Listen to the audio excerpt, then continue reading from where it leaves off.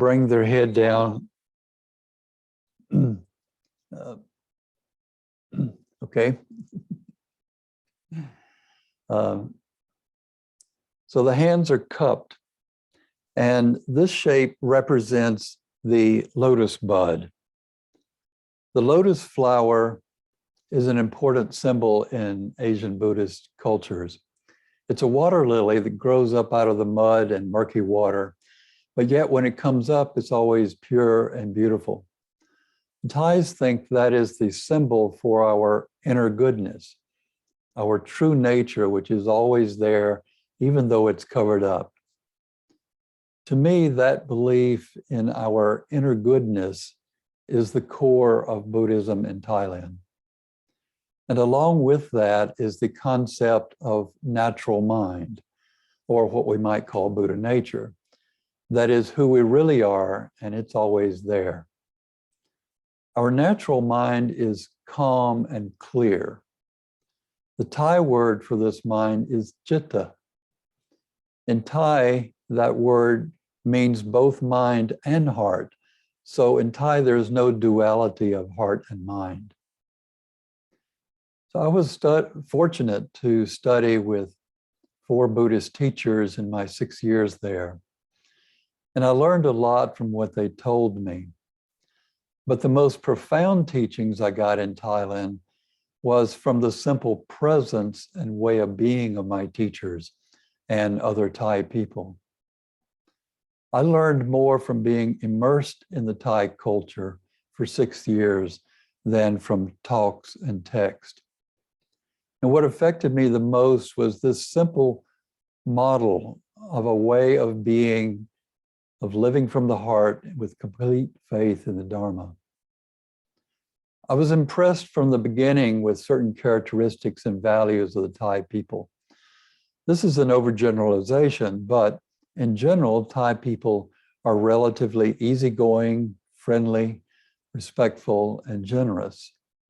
And generosity is a virtue that teachers talk about, and the people certainly practice. They were always giving me something and being helpful. Thais are also very graceful in the way they move and do things. We Americans are klutzy by comparison.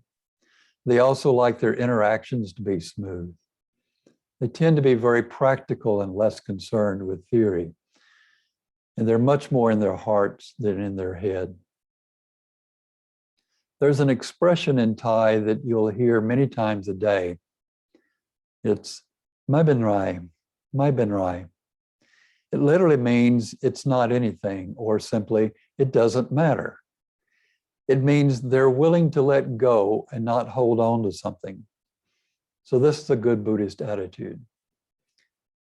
So I'd like to show a map, if one of you could pull up the first picture and do a screen share with it. Or I could try to pull it up. I'll do it. I just Can't do it? Okay.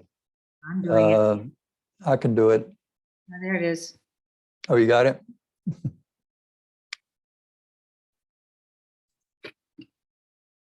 Oops, it gets littler when I enter the full screen. Sorry. Is it working? Yep. You see it? Okay. So looking at a map, you can see that Thailand is centrally located in South Asia. So it is a crossroads of trade and culture. China is just to the north, and India is straight across the ocean. It's also bounded on one side by Burma and the British Empire, and on the other side by Cambodia and Vietnam and the French Empire. So as a result of this location, Thailand is diverse and eclectic. You can find almost every form of spiritual practice there. On the surface, it seems like there's one uniform Buddhism. But when you live there and look closer, you find that there's so many things that go on that it doesn't fit into a neat box. In the beginning, I was confused. What was Buddhism, what was not? And what I was learning from my teachers was so different from what I saw the people doing.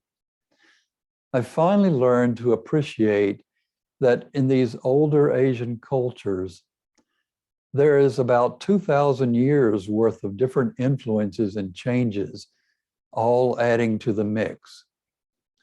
So the image I like to use now is that of a multi-layered cake, in which the different influences on a country are the different layers of the cake. They all add up to the flavor of the culture, which makes every culture have a different flavor. I think the bottom layer of the cake all over Asia is animism, and that's the belief in energies and spirits. In Thailand, then, influences from India added several different layers. There's an early layer of Hindu Brahmanism, and then there's a layer of the earliest period of Buddhism from the time of King Asok. And then another layer of Buddhism from the revival of it in Sri Lanka. And then there's also a layer of Islam. China also added layers of ancestor practices and even the Bodhisattva practices. Another layer was added with the influence of Western science and technology. In addition to these layers of outside influence, there have also been internal developments and movements. So Thailand is a rich, diverse culture. I found it fascinating and for the most part enjoyed living there. Can you pull up the second picture?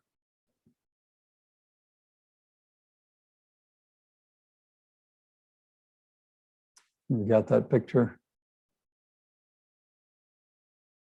Should be a picture of Santa Claus.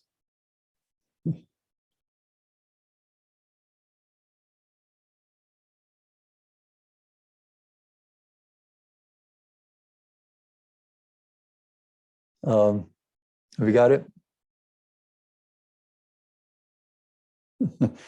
So this was given to be some of my students.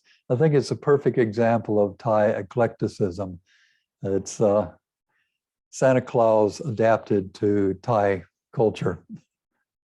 The Thais are very adaptive. They take in everything and they make it their own. Okay, so this is a little background about Thailand. And now I'd like to tell you my story as it unfolded to give you a sense of what it was like to go to Thailand 50 years ago. So in 1971, I was, after a 2-year process, was finally accepted as a conscientious objector. My alternative service was to go as a teacher to Thailand. So I was given the name of a school in a town in Thailand and told to go there on my own at my own expense. And I was not given any further instruction, no training, nothing to prepare me, just the name of a school. But I was excited and open for adventure. I had no idea what to expect, which, as it turned out, was the best preparation for what unfolded. So many people who live in Asia attest that things work there by synchronicity. Plans and expectations don't work there. You'll get very frustrated living there if you insist on your plans and try to control what happens. But instead, if you're open to it, serendipitous things happen. So just living in Thailand teaches you the Buddhist principles of letting go and trusting the universe. So I flew TWA from Atlanta, stopping in Houston, LA, Honolulu, Guam, Hong Kong, and finally Bangkok. 29 hours. I was exhausted. I landed in Bangkok at midnight. This was before they had an airport. The plane stopped on the runway, and we walked across the runway to a hangar. I remember the air was warm and thick. I had the name of a hotel and was hoping to get a taxi there and then find a way to this town, Pitsanlok. I'd seen it on the map way north of Bangkok in the middle of the country. There were only a handful of passengers left on the plane at this point, and I was the one obvious American. As I entered the open hangar, an elderly, stocky Thai man approached me and said something like my name. I told him my name, and he said, "You are coming with me." And he gave me a lathe of flowers to put around my neck. The beauty and sweet aroma was beyond anything I'd experienced. I showed him the paper with the name of the hotel and the school and the town and asked him if he could help me get there. He just brushed the paper aside and said, "Never mind that. You will come to my school. I have a room for you." So I was kidnapped at midnight in Bangkok, and I never made it to that school in Pitsanulok. But at midnight on the other side of the world, I was happy someone knew my name and had a room for me. His name was Ajanari. Ajan is a title for a teacher. Ajanari introduced me to the man standing beside him. He was the head of immigration. He took my passport and handed it to a young man who ran off, came back shortly with my bag and passport all stamped. Ajanari was a dynamic person with a big heart, very influential and persuasive, as I was just learning. He was totally dedicated to his school. His school, which I did teach in, was Bangkok Christian School, one of the oldest and most prestigious schools in Thailand. The children of many immigration officials and other government officials went there. So I was quickly learning how things work in Thailand through personal connections and influence. In fact, I was lucky to be kidnapped by John R.E. and teach at his school, because both gave me lots of opportunities. He arranged and paid for me to get training in Thai language, so I quickly learned to speak. The next morning was Sunday, and Adonari took me to a church across the street. He assumed I was Christian. That morning in church, the guest speaker was a German preacher from a nearby German church. Fortunately, I spoke German. I'd studied in a German university and had just gotten my master's degree in German and teaching. So on my first day in Thailand, I was introduced into the sizable German community in Bangkok, where I made friends. I even wound up teaching a class in German at the school. Who could imagine that my first German teaching job would be in Thailand? One evening, walking home from Thai language class, a car pulled alongside me, and a young Indian man called to me. He wanted to know if I was an American and if I would join him for tea at the Oriental Hotel. Well, I'd not yet been to the legendary Oriental Hotel. It was way out of my class. That's where famous writers like Somerset Maugham had lived and wrote. This Indian man named Raj had just finished his doctor's degree at Yale and was now teaching at the prestigious Chulalongkorn University. He just wanted to have conversation with an American. We became friends, and Raj introduced me into the very large Indian community in Bangkok. So when a well-known Swami came from India to teach and stayed with my friend Raj, I got to hang out with him and accompany him to his talks. This was my first up-close meeting with any form of Asian spiritual teacher, and I was impressed. He was physically robust and mentally clear and calm. For him, yoga was about mental discipline, calming the mind, not the physical asanas the way yoga is done here. He taught me a simple meditation that was a combination of deep breathing and visualization designed to clear both body and mind. He believed the ancient yogic and meditation traditions can help people today. A Buddhist monk, Prasasana Sopana, he was the abbot of a big temple and monastery. He heard about the Swami and wanted to meet him. I was privileged to accompany my Swami friend to this meeting. This was my first chance to meet a Buddhist monk. I sat to one side and observed this meeting and interaction. I felt it was special to witness the meeting of these two teachers representing two ancient spiritual traditions. The contrast between these two men was striking. The Buddhist monk was older and frail by comparison to the Swami, but yet there was a quiet radiance about him. He said very little, but showed keen interest in hearing all the Swami had to say. The Swami was full of enthusiasm about how the ancient wisdoms and practices that both their traditions shared could benefit people today. And he shared the ways he had developed to teach them. The monk was delighted with the Swami and invited him to return and talk to the monastics who were studying in his monastery. As we were leaving the meeting, my Swami friend stopped and he turned to me and he said, "That man is a saint. If you have a chance, study with him." I thought that was extraordinary coming from this Swami whom I admired, to say that a man from a different tradition is a saint, and then to tell me to study with him. As it turned out, in the way things work in Thailand, I did get to study with that monk for 2 years.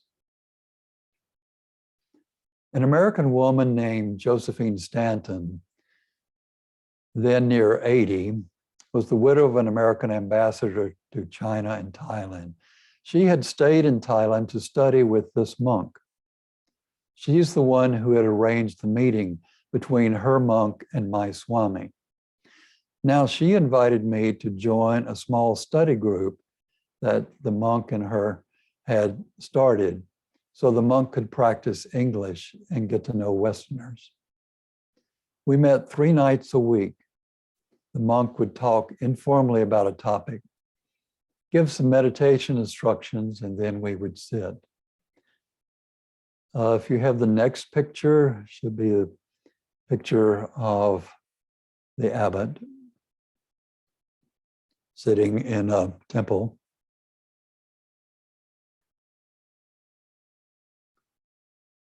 The abbot's name at that time was Sasana Sopana.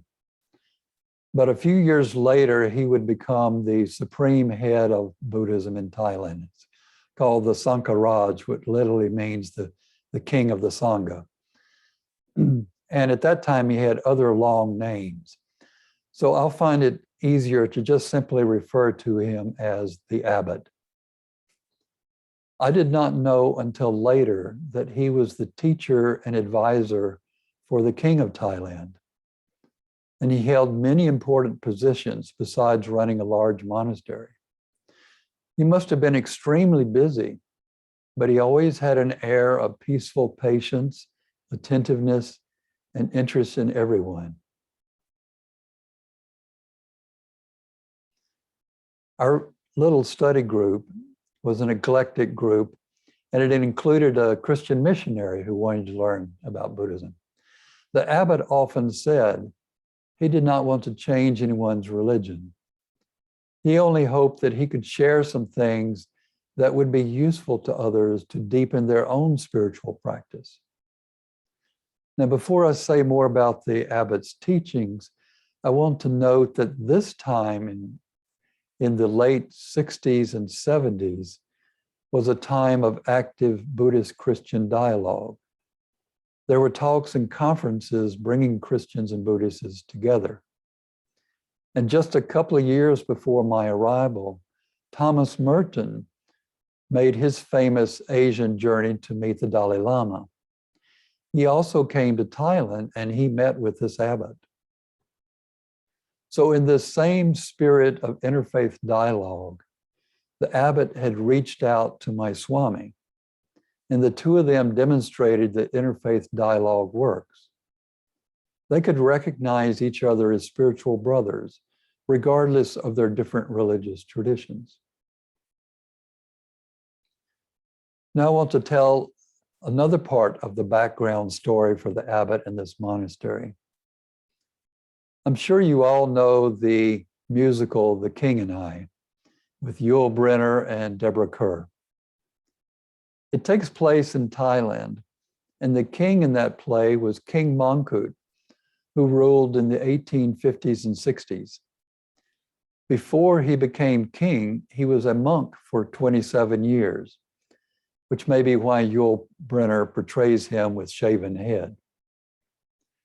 While King Mongkut was a monk, he started a reform movement in Buddhism, and he founded this temple, Wat Baworn, where I was now studying.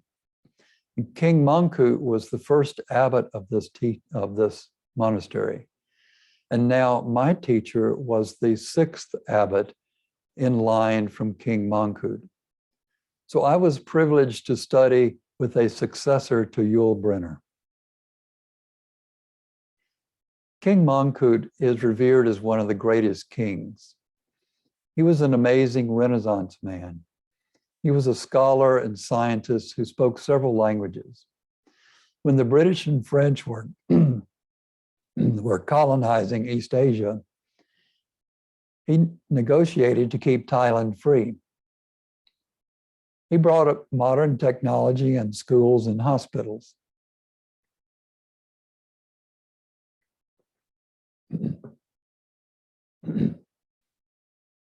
He actually welcomed the Christian missionaries to Thailand. And he enjoyed having debates with them about religion. As a scholar and scientist, King Mongkut said, Buddhism is a scientific religion, a science of mind.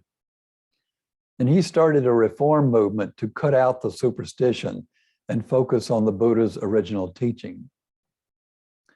As part of this movement, he founded a new order of monks called the Tamayut. He required the monks to strictly keep all the Vinaya and to actually study the sutras. And in that line, he started the first academic school for Buddhist studies, which still operates in this monastery. So King Mongkut's form of Buddhism was more rational than devotional, and it was based on the study of text and meditation. His reform movement did have a big impact on the way Buddhism is practiced, at least by the monastics in Thailand. Today, Thai monastics are known for their diligence and care with the practice and the Vinaya, and also for their deep understanding of the Dharma. And my abbot was a perfect example of this lineage.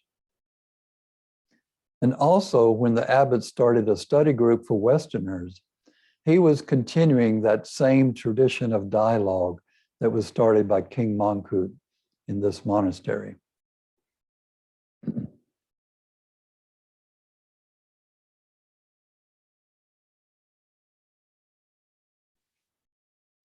So when my abbot gave his talks, he would talk about different aspects of Buddhism. And it was inspiring for me to hear him talk because he made it so simple and relevant. And I could feel the profound wisdom coming through. But as interesting as these talks and these concepts that he was presenting were, I was really more drawn to the meditation practice. Somehow I got it that it was the practice, especially the meditation, that gave one the liberating insights rather than learning all the ideas and concepts in Buddhism. In fact, the abbot often said that there's nothing to believe. And the Buddha told us to investigate and see the truth for ourselves. The abbot taught two forms of meditation: mindfulness of breathing and loving kindness. The mindfulness of breathing followed the ancient Anapanasati Sutta. But I quickly understood that the practice was about letting go and just observing. And it was also about sharpening one's skill in observation to be more aware of everything going on. My Swami's meditation, in contrast, at least initially as I understood it, involved more actively working with the breath and visualization rather than observing. Now about loving kindness. Some form of loving kindness meditation is taught by most teachers in Thailand in order to soften the heart and balance the mind. And most monastics I knew practiced it. They believed that one could actually send the energy of loving kindness and that it had the power to help and even heal people. I heard stories of people sending loving kindness to someone who was sick or injured, and they quickly recovered. There used to be an extreme form of practice called Tudong, in which monks lived and wandered in the jungle where there were dangerous wild animals. They believed that if their practice of loving kindness was strong, then the animals would not harm them. These Tudong monks became legendary in Thailand. It was said that they had special powers to heal people and bring good fortune. Sometime later, when I learned to do Thai massage, which I still practice, I found it also uses loving kindness during the massage to enhance the effect. So loving kindness is a very important practice in Thailand. When I went to Thailand, I knew absolutely nothing about meditation and Buddhism. So I did not know what to expect from meditation. In the Thai tradition of teaching, they do not tell you anything about what will happen. You just do it and see for yourself. Asians are okay with just following instructions without questions. They have faith enough to just do what their teachers tell them. Fortunately, at that point in my life, I was open and curious and willing to try it and see what happened. Also, fortunately, sitting was easy for me. My legs were flexible. In Thailand, they just sit directly on the floor without any cushion. I didn't learn about zafus until I returned to America, and then I thought it was a great idea. I also quickly got the hang of watching the breath and even found it interesting. After a couple of months of practice, I noticed that the daily frustrations of working in a foreign culture did not bother me as much anymore. And I attributed that to the effect of the meditation. So I saw practical results and kept doing it. I'll say something about the role of teachers in Thailand. In Thailand, they're not gurus. They're called spiritual friends. And none of my teachers presented themselves as anything more than simple monks who had more experience than I did and were willing to give guidance. There was no form of submission was required, and I could come and go as I wanted. They seemed to have faith that the Dharma and the practice would work its way on you if you just simply did the practice. Now I want to tell a little bit more about the abbot's teaching, go a little bit deeper into it. I'll quote something he said that stuck in my mind as going to the heart of Buddhism. He said, "A calm mind is a bright mind, and a bright mind sees." I'll repeat that. A calm mind is a bright mind, and a bright mind sees. I'll unpack that.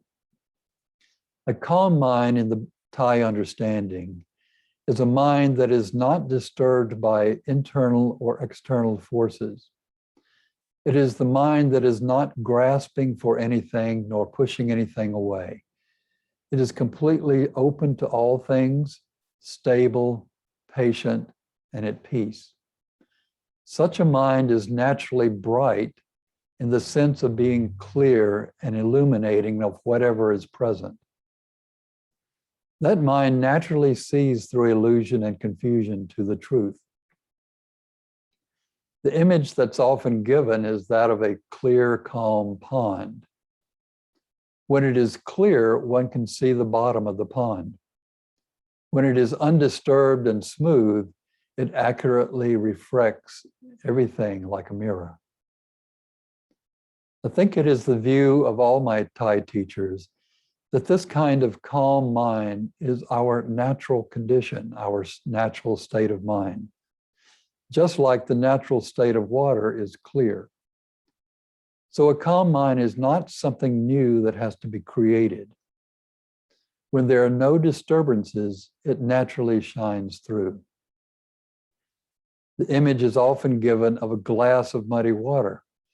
When it is allowed to sit, the mud settles out and the water is clear. Another image that's common in Thailand is that of fire. Internal mental disturbances like greed and hatred are like fires that burn in us. When the fires go out, the mind is cool, calm, and collected. The point of practice then is to cultivate the calm mind that is already there and remove the internal disturbances as they arise, and also to live in such a way that these disturbances do not arise. The calm mind will then naturally see things as they are and realize the truths that lead to peace. So I studied with the abbot for 2 years. And then I took a job in Chiang Mai, so I was not able to attend the meetings anymore. But circumstances led me to 3 more teachers, all quite different, but equally wise and good teachers. Each showed me a different perspective and a different way of practicing that gave me a fuller understanding of Buddhism and life. I don't have time to talk about them, so I'll just briefly mention them. My second teacher was Ajahn Asaba. He came from Burma, and he was the one who first introduced Vipassana or insight meditation into Thailand. Jack Cornfield studied with him a couple of years before I did.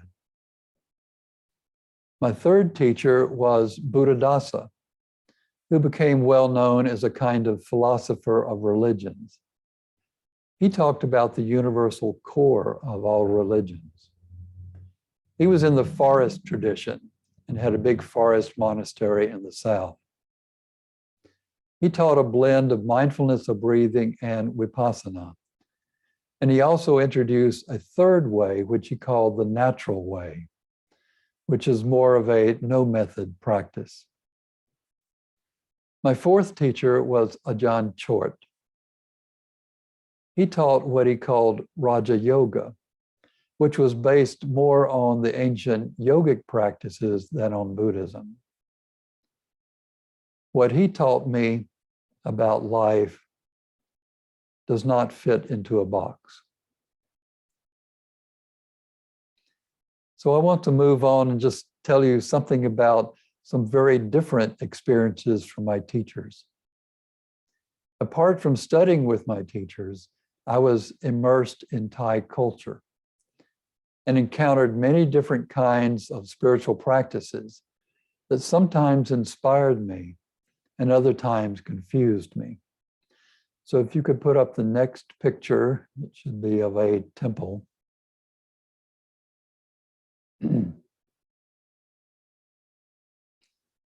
The first obvious expression of Buddhism that one sees in Thailand is the bright, colored, ornate temples with their large Buddha statues.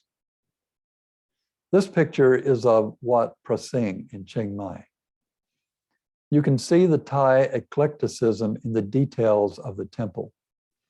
On the gable end of all the temples is the form of a snake with the head sticking up at the bottom. This represents the Naga, which comes from Hindu mythology. There's also a popular story that the Naga protected the Buddha one time when the Buddha was sitting in meditation and a big storm came.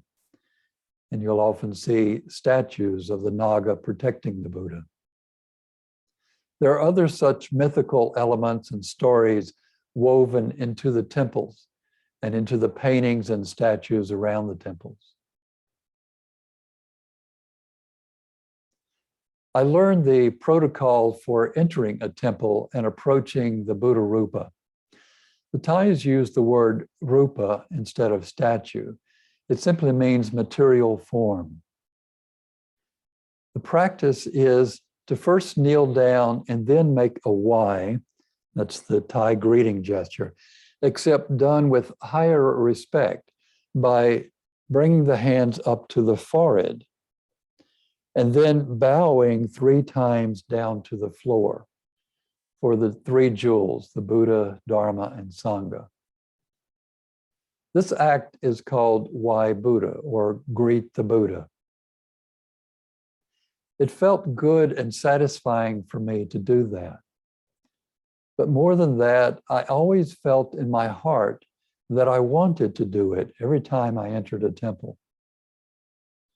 From the beginning, even before I knew anything, every time I entered a temple, I felt a sense of respect, even reverence, and I felt it in my heart. A few years earlier, when I was a student in Germany, I lived near a majestic medieval cathedral. It was awe-inspiring with its lofty height and soaring lines. These Thai temples were very different. To me, they seemed more personal and intimate, not just in size, but in the ambience and with the presence of the Buddha Rupa. Both the cathedral and the Thai temples inspired me, but in different ways.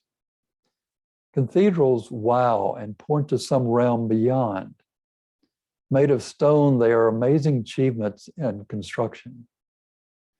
Thai temples feel more human and earthly and point to realms within. They're made of wood and gaily decorated. The bright colors and decorations of the Thai temples celebrate life. The temple's function is to house the Buddha Rupa and also to be a place for monastics in the community to hold ceremonies. Just as the cathedrals have stained glass windows that tell stories of Jesus, so Thai temples have murals that tell stories from the Buddha's life and illustrate various teachings. These features are both artistic and expressions of faith that teach and inspire people. The main inspirational feature in cathedrals is the form of the building itself and the space it creates. The main feature of Thai temples is the Buddha Rupa. The Buddha Rupas are not just big objects like a big piece of furniture. They do have a palpable presence that almost seems alive, and to me, make the space inviting. The Buddha Rupas in all the Thai temples are different, each specifically made for that temple. Even though most have a similar form in sitting position, each has its own personality, and many would say its own special power. And each of these large Buddha Rupas has its own name that people know and use to refer to the Buddha Rupa in certain temples. Many of them are famous for being especially beautiful or inspiring, like Buddha Chinarat. If you could put up the next picture, it should be the picture of Buddha Rupa. This is a picture of Buddha Chinarat in Pitsanlok. That's actually the town I was supposed to originally go to.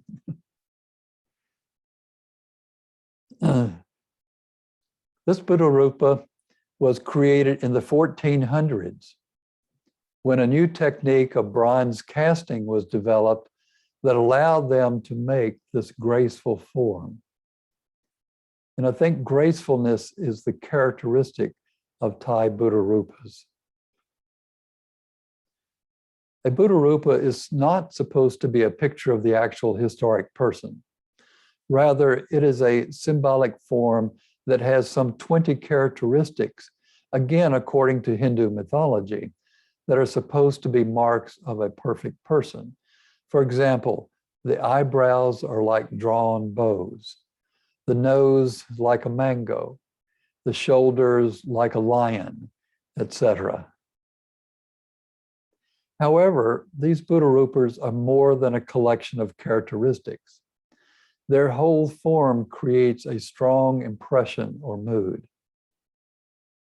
When a Buddha Rupa is installed in a temple, there's a long ritual lasting for days designed to empower the Rupa. That ritual is again based on Hindu rituals designed to awaken the deities. For me, I felt the Buddha Rupas are inspired works of faith, and I think they are truly sacred symbols. A true sacred symbol transcends its material form and helps a person participate in something transcendent. And to me, that's what these Buddha Rupas do. To me, Buddha Rupas in Thailand represent and mirror to us our inner goodness and that natural heart mind that is calm, clear, and compassionate. Sitting in the presence of these Buddha Rupas, I felt inspired to practice and realize the qualities of heart, mind, and presence that they symbolized. When I returned to this country, I missed the Thai temples and the Buddha Rupas, which I felt supported and practiced and inspired my practice. So I'll stop there. Sawadee.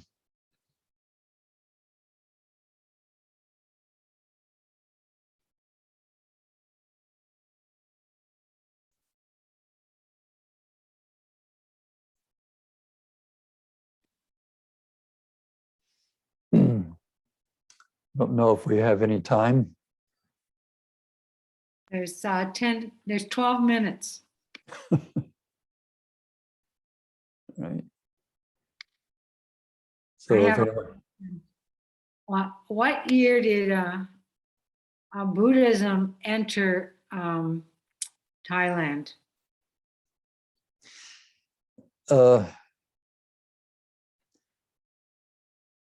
I don't think I'd have a precise date. It was during the reign of King Asok in India, which is what, before the Christian era? Oh, of course, yes. Yeah, so it would have been, within whatever time that was. So over 2,000 years ago would be the first forms of it that came into Thailand. And there are still some ruins of some buildings, some forms, and that was actually before Buddha images were starting to be made too. So, and one could probably still find vestiges of practices dating from that time. And it came from India? Yes, it came from India, right. India has probably had the biggest influence on Thailand. You can certainly see it in their art forms, in their dance. And of course, the Thais have taken it and adapted it, made it their own. But India has been the biggest influence. And every time there was a change in India, it of course rippled over to Thailand. And so they had So the different waves that were in India from the Hindu Brahmin period, that was in Thailand already from the beginning. And then the early Buddhist period. And then later, another revival of Buddhism. So many layers. And also interesting that you can find elements of practices from China and Tibet.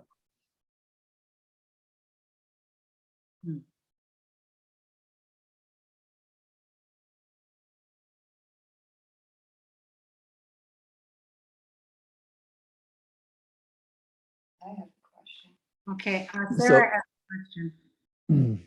I'll mention this picture behind me is a temple rubbing along the base of some of the temples or marble relief.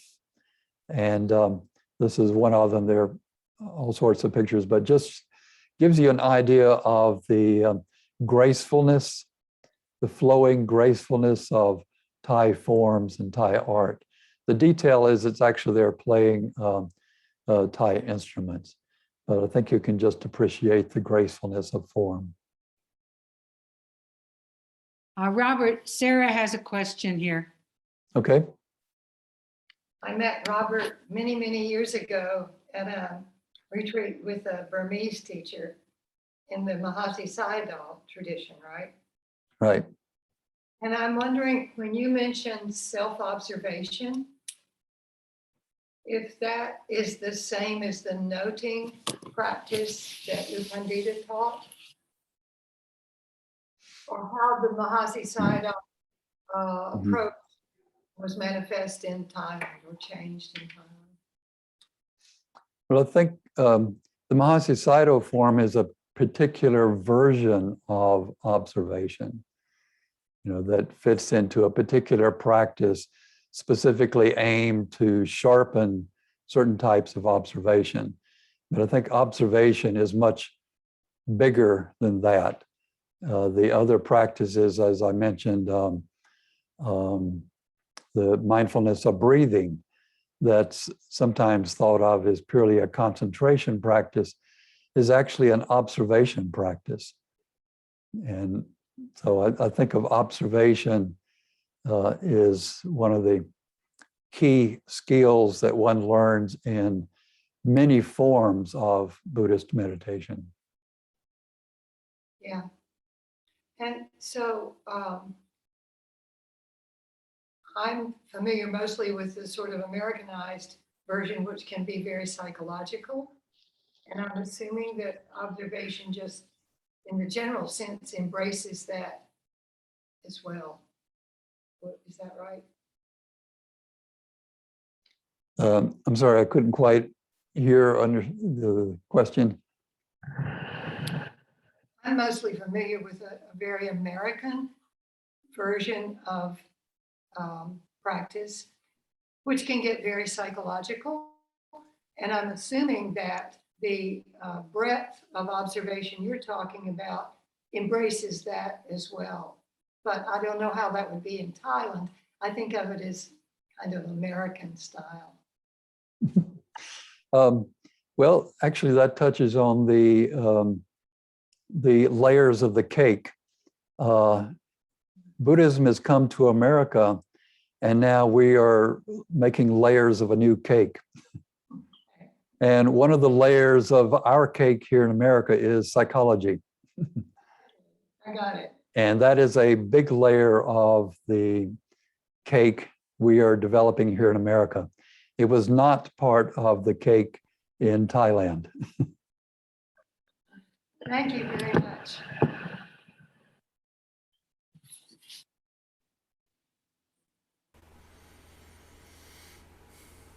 We have 6 minutes. Does anybody else want to have something to say?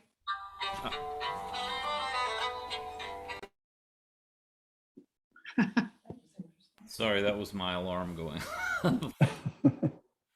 I did have a question, Robert. I wanted to say how much I enjoyed your talk and thank you for being here this morning. I feel like I've learned a lot about your personal experience and a wealth of information about Buddhist tradition and practice in Thailand. I did have a question, and I have many, but I'll limit this to one.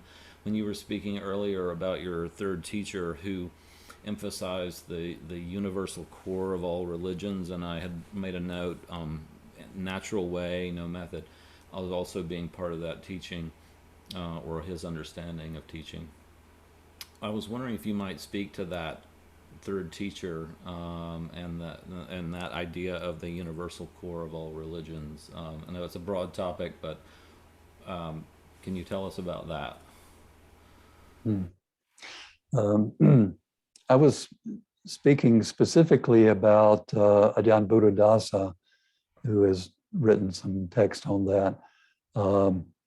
And I don't have right on the top of my head now exactly his ways of phrasing that. So I won't be able to answer that question specifically now. When I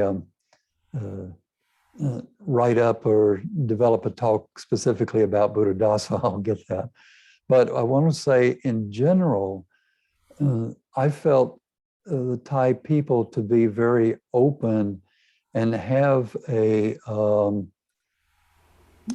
let's say, in this lineage from King Mongkut and the monastics in his lineage and that spirit in the time, there wasn't an openness to all of the religions. And without getting into the, I think the meeting between the abbot and the Swami speaks to it in that I don't think it was the particular beliefs or ideas that connected them. There was something else. It's the spirit of people who are living in their heart, basically. And I think that's what I found in Thai people. Thai people in general are not into talking theory. They're very practical. And so it's just that simple meeting of person to person. And that I met, of course, I met lots of missionaries there. And the older missionaries who had been there for 50 years would talk about how they had changed. And it was no longer about the dogma anymore. It was no longer about the doctrine. It was just simply being a person, living in their heart. And they also were not so rejecting of Buddhism either. So I think it's something that happens within one's heart and mind that beyond or deeper than any particular thoughts, concepts, or doctrines.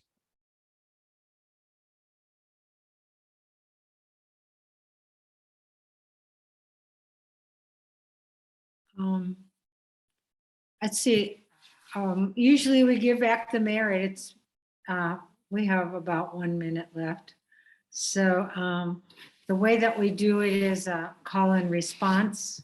Can I say something first, Tejo, to remind people that if they're interested in joining the practice period, this Wednesday evening is the time when the tea will happen. And so if you're interested, 7 o'clock on Wednesday is the first meeting. It will last through December. And anyway, if anyone else is interested who doesn't know about it. And a family meditation tomorrow for all ages. And the title is How to Tame Your Angry Monster. So please come if you like. May the merit of this teaching. May the merit Of this teaching. Benefit all beings. All beings.